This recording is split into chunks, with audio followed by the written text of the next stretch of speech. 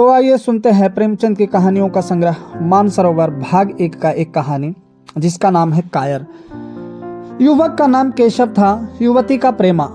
दोनों एक ही कॉलेज के और एक ही क्लास के विद्यार्थी थे। केशव नए विचारों का युवक था, जात पात के बंधनों का विरोधी। प्रेमा पुराने संस्कारों की कायल थी, पुरानी मर्यादाओं और प्रथाओं में पूरा विश्वास रखने वाली। लेकिन फिर भी दोनों में गाढ़ा प्रेम हो गया था और यह बात सारे कॉलेज में मशहूर थी। केशव ब्राह्मण होकर भी वैश्य कन्या प्रेमा से विवाह करके अपना जीवन सार्थक करना चाहता था। उसे अपने माता पिता की परवाह न थी। कुल मर्यादा का विचार भी उसे स्वांग सा लगता था। उसके लिए सत्य कोई वस्तु थी तो प्रेमा थी, किंतु प्रेमा के लिए माता पिता और कुल परिवार के आदेश के विरुद्ध एक कदम बढ़ाना भी असंभव था। संध्या का समय है। विक्टोरिया पार्क के एक निर्जन स्थान में दोनों आमने सामने हरियाली पर बैठे हुए हैं। सैर करने वाले एक एक करके विदा हो गए, किंतु ये दोनों अभी वहीं बैठे हुए हैं। उनमें एक ऐसा प्रसंग छिड़ा हुआ है जो किसी तरह समाप्त नहीं होता। केशव ने झुंझला कर कहा, इसका यह अर्थ है कि तुम्हें मेरी परवाह नहीं है? प्रेमा ने उसको शांत करने की चेष्टा करके कहा, तुम मेरे साथ अन्याय कर रहे हो केशव, लेकिन मैं इस विषय को माता पिता के सामने कैसे छोड़ूं? यह मेरी समझ में नहीं आता। वे लोग पुरानी रूढ़ियों के भक्त हैं। मेरी तरफ से कोई ऐसी बात सुनकर मन में जो शंकाएं होंगी उनकी तुम कल्पना कर सकते हो? केशव ने उग्र भाव से पूछा, तो तुम भी उन्हीं पुरानी रूढ़ियों की गुलाम हो? प्रेमा ने अपनी बड़ी बड़ी आंखों में मृदु स्नेह भरकर कहा, नहीं, मैं उनकी गुलाम नहीं हूं, लेकिन माता पिता की इच्छा मेरे लिए और सब चीजों से अधिक मान्य है। तुम्हारा व्यक्तित्व कुछ नहीं है, ऐसा ही समझ लो। मैं तो समझता था कि ये ढकोसले मूर्खों के लिए ही है, लेकिन अब मालूम हुआ कि तुम जैसी विदुषियां भी इनकी पूजा करती है। जब मैं तुम्हारे लिए संसार को छोड़ने को तैयार हूं तो तुमसे भी यही आशा करता हूं। प्रेमा ने मन में सोचा, मेरा अपनी देह पर क्या अधिकार है?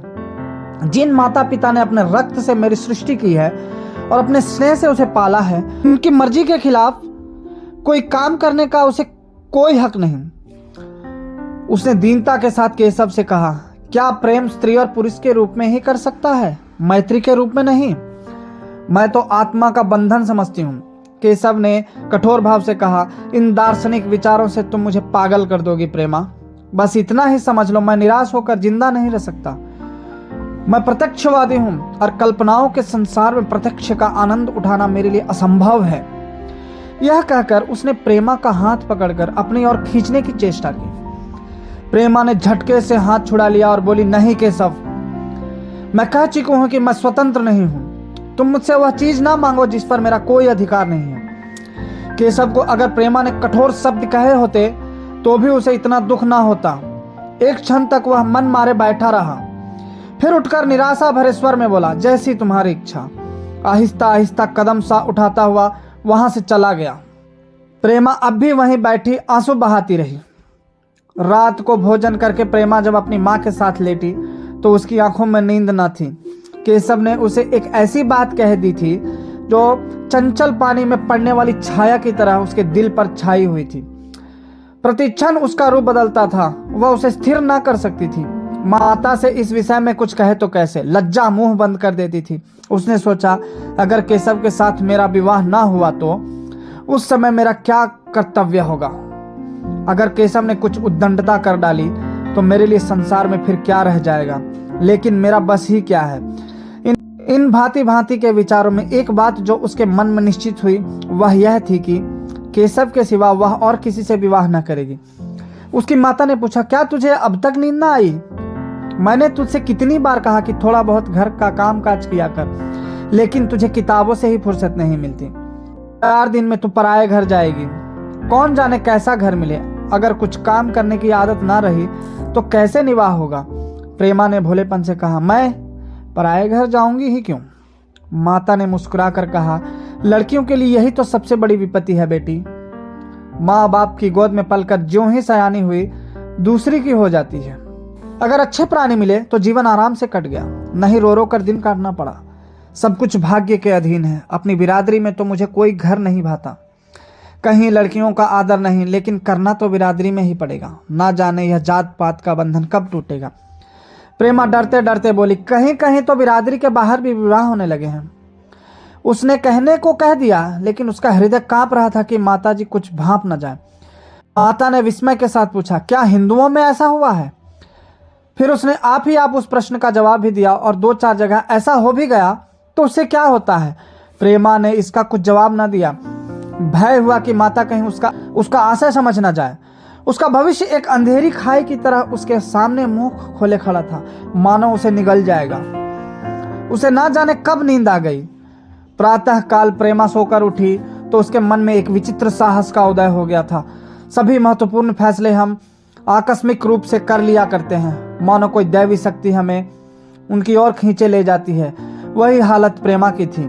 कल तक वह माता पिता के निर्णय को मान्य समझती थी, पर संकट को सामने देखकर उसमें उस वायु की हिम्मत पैदा हो गई थी जिसके सामने कोई पर्वत आ गया हो। वही मंद वायु प्रबल वेग से पर्वत के मस्तक पर चढ़ी जाती है और उसे कुचलती हुई दूसरी तरफ जा पहुंचती है। प्रेमा मन में सोच रही थी, मानो यह देह माता पिता की है, किंतु आत्मा तो मेरी है। मेरी आत्मा को जो कुछ भुगतना पड़ेगा वह इसी देह से तो भुगतना पड़ेगा। अब वह इस विषय में संकोच करना अनुचित ही नहीं, घातक समझ रही थी। अपने जीवन को क्यों एक झूठे सम्मान पर बलिदान करें? उसने सोचा, विवाह का आधार अगर प्रेम ना हो तो वह देह का विक्रय है। आत्मसमर्पण क्यों बिना प्रेम के भी हो सकता है? इस कल्पना ही से कि ना जाने किस अपरिचित युवक से उसका विवाह हो जाएगा, उसका हृदय विद्रोह कर उठा। अब वही नाश्ता करके कुछ पढ़ने जा रही थी कि उसके पिता ने प्यार से पुकारा, मैं कल तुम्हारे प्रिंसिपल के पास गया था, वे तुम्हारी बड़ी तारीफ कर रहे थे। प्रेमा ने सरल भाव से कहा, आप तो यूं ही कहा करते हैं। नहीं, सच। यह कहते उन्होंने अपनी मेज की दराज खोली और मखमली चौखटों में जड़ी हुई एक तस्वीर निकालकर उसे दिखाते हुए बोले, यह लड़का ICS के इम्तिहान में प्रथम आया है। इसका नाम तो तुमने सुना होगा। बूढ़े पिता ने ऐसी भूमिका बांध दी थी कि माँ उनका आशय न समझ सकी, लेकिन प्रेमा भाप गई। उनका मन तीर की भांति लक्ष्य पर जा पहुंचा। उसने बिना तस्वीर की ओर देखे ही कहा, नहीं, मैंने तो उसका नाम नहीं सुना। पिता ने बनावटी आश्चर्य से कहा, क्या तुमने उसका नाम ही नहीं सुना? आज के दैनिक पत्र में उसका चित्र और जीवन वृत्तांत छपा है। प्रेमा ने रुखाई से जवाब दिया, होगा, मगर मैं तो उस परीक्षा का कोई महत्व नहीं समझती। मैं तो समझती हूँ जो लोग इस परीक्षा में बैठते हैं वे पल्ले सिर के स्वार्थी होते हैं। आखिर उनका उद्देश्य इसके सिवा और क्या होता है कि अपने गरीब, निर्धन, दलित भाइयों पर शासन करें और खूब धन संचय करें। यह तो जीवन का कोई ऊंचा उद्देश्य नहीं है। इस आपत्ति में जलन थी, अन्याय था, निर्दयता थी। पिताजी ने समझा था प्रेमा यह बखान सुनकर लट्टू हो जाएगी। यह जवाब सुनकर तीखे स्वर में बोले, तू तो ऐसी बातें कर रही है जैसे तेरे लिए धन और अधिकार का कोई मूल्य ही नहीं। प्रेमा ने टिढ़ाई से कहा, हाँ, मैं तो इसका मूल्य नहीं समझती। मैं तो आदमी में त्याग देखती हूँ। मैं ऐसे युवकों को जानती हूँ जिन्हें यह पद जबरदस्ती भी दिया जाए तो स्वीकार न करेंगे। पिता ने उपहास के ढंग से कहा, यह तो आज मैंने नई बात सुनी।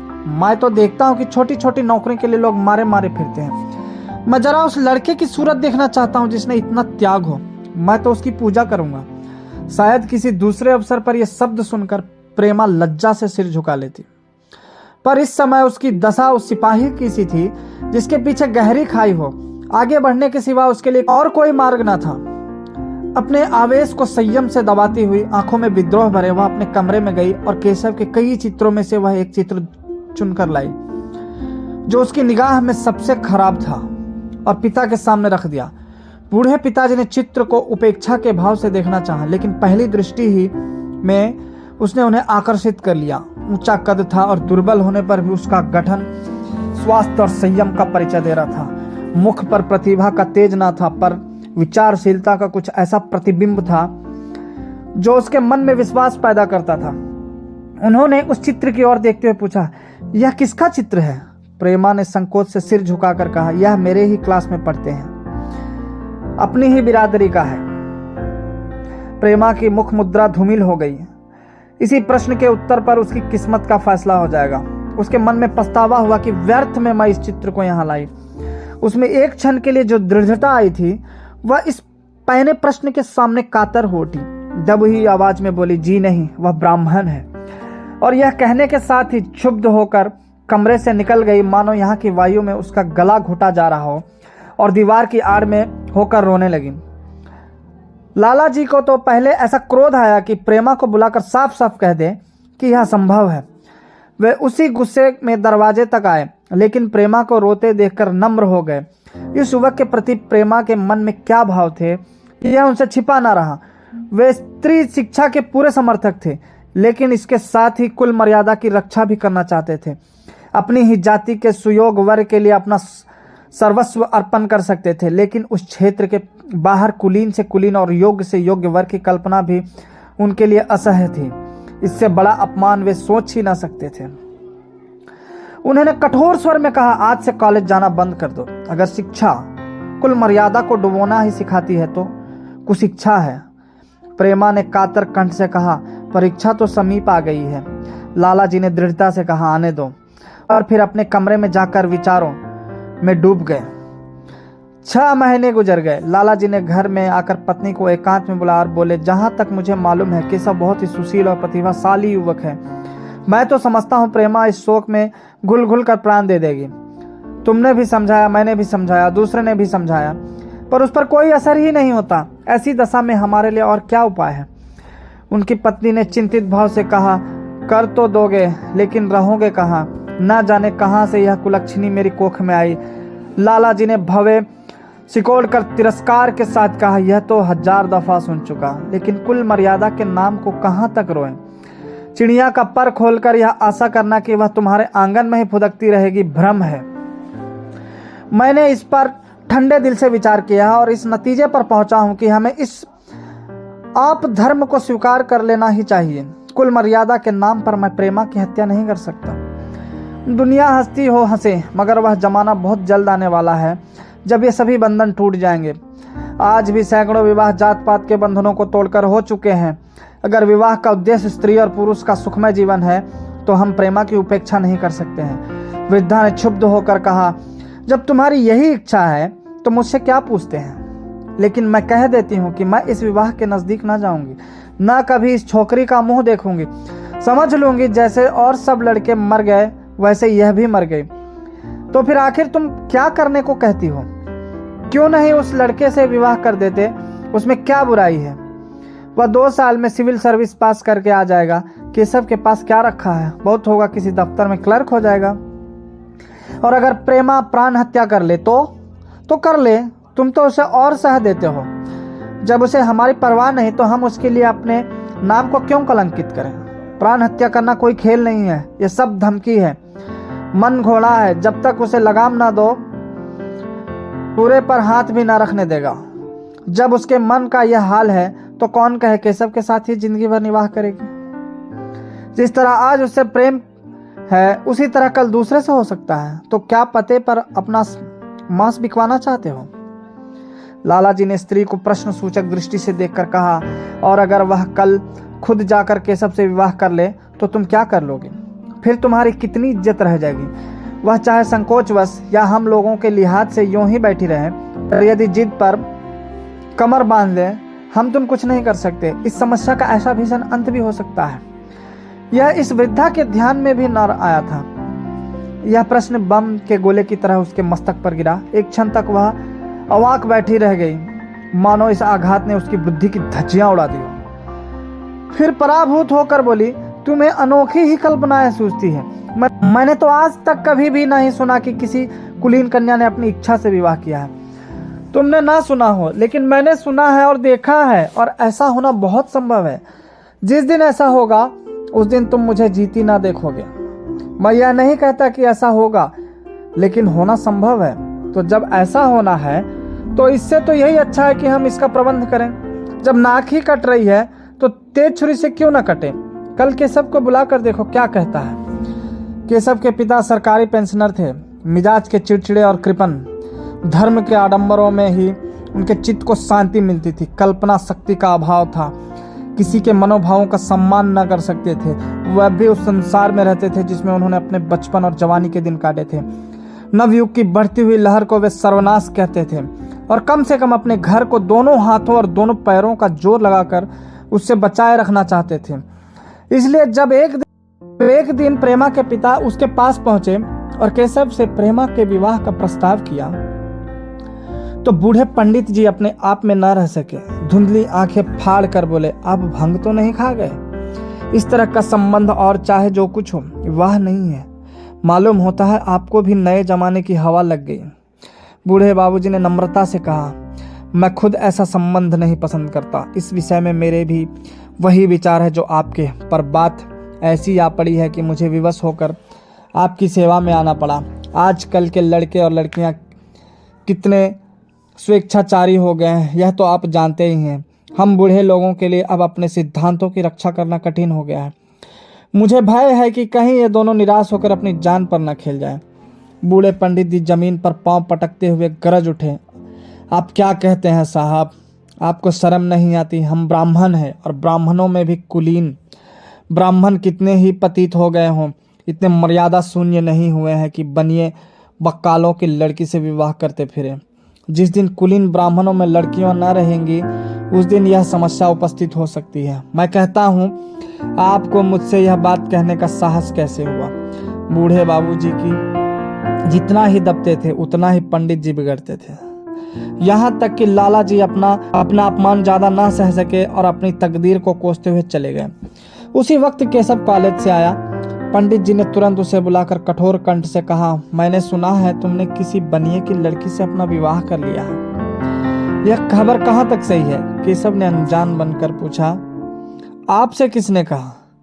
किसी ने कहा। मैं पूछता हूँ यह बात ठीक है या नहीं? अगर ठीक है और तुमने अपनी मर्यादा को डुबाना निश्चय कर लिया हो तो तुम्हारे लिए हमारे घर में कोई स्थान नहीं। तुम्हें मेरी कमाई का एक धेला भी नहीं मिलता। मेरे पास जो कुछ है वह मेरी अपनी कमाई है। मुझे अख्तियार है कि मैं उसे जिसे चाहे दे दूं। तुम यह अनीति करके मेरे घर में कदम नहीं रख सकते। केशव पिता के स्वभाव से परिचित था। प्रेमा से उसे प्रेम था। वह गुप्त रूप से प्रेमा से विवाह कर लेना चाहता था। बाप हमेशा तो बैठे ना रहेंगे। माता के स्नेह पर उसे विश्वास था। उस प्रेम की तरंग में वह सारे कष्टों को झेलने के लिए तैयार मालूम होता था। लेकिन जैसे कोई कायर सिपाही बंदूक के सामने जाकर हिम्मत खो बैठता है और कदम पीछे हटा लेता है, वही दशा केशव की हुई। वह साधारण युवकों की तरह सिद्धांतों के लिए बड़े बड़े तर्क कर सकता था। जवान से उनमें अपनी भक्ति की दोहाई दे सकता था, लेकिन इसके लिए यातनाएं झेलने की सामर्थ्य उसमें न थी।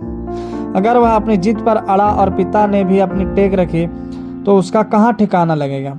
उसका जीवन ही नष्ट हो जाएगा। उसने दबी जवान से कहा, जिसने आपसे यह कहा है बिल्कुल झूठ कहा है। पंडित जी ने तीव्र नेत्रों से देखकर कहा, तो यह खबर बिल्कुल गलत है। जी हाँ, बिल्कुल गलत। तो तुम आज ही इसी वक्त उस बनियों को खत लिख दो और याद रखो कि अगर इस तरह की चर्चा फिर कभी उठे तो तुम्हारा सबसे बड़ा शत्रु होऊंगा।